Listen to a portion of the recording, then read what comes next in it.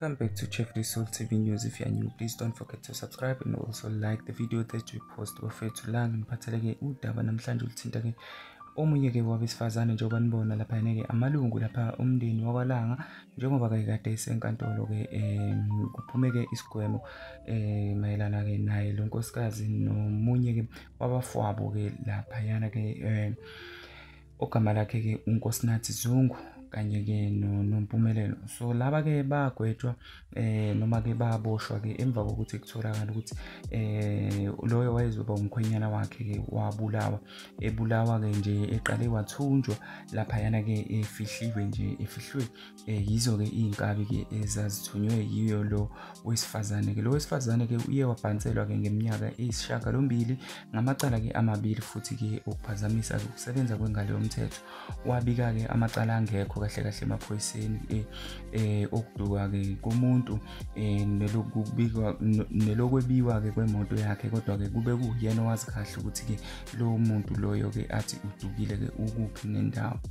Kubeka nalo ke lolu daba luthi ke ababulali ke njengasemihleni ke bebebukeka ke bengenankinga futhi ke nokugwetshwa ke kunalokho ke nje abantu ke ababenenkinga unina nodadewabo kaNkosazane ke loya noMpumelelo ekuthenini ke babe abantu ke abaphatheka kabi ngokuboshwa kwayo le ntokazi. Kodwa ke ngakolunye uhlangothi ke abomndeni kamufi ke uMnumzane Nkosithini Langa ajabulile ke agigiza khona ke lapha yana ke enkantolo ke eqhuba khona ukuthi ke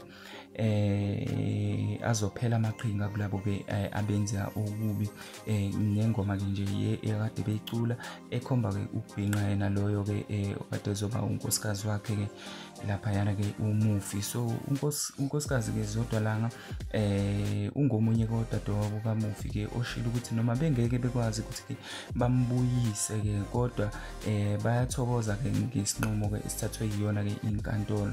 So asebekufisa nje ukuthi ke bagcine ke bebona ke ingane kamufi ke njengoba ke kade bayigcine ke onyakeni ka2020 so bafethu angazi, but then ke lolu daba luthinta ke kakhulu ke indeni nomuntu okade ke ezokwazi ukuthi ke akhe ke umndeni naloyo akade ejela ukuthi ke umethembile. Bafethu ke kukhona engingakusho ngalolu daba la kwi-comment section.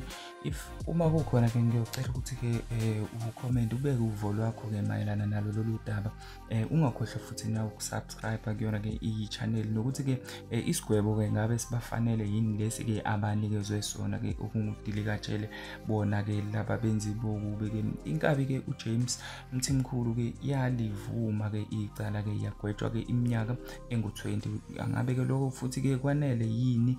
Ake ngizwe ngawe la kwi-comment section. Ungakhohlwa ke ukusubscribe uphinde ulike ama video ke esiwapostayo. Danko.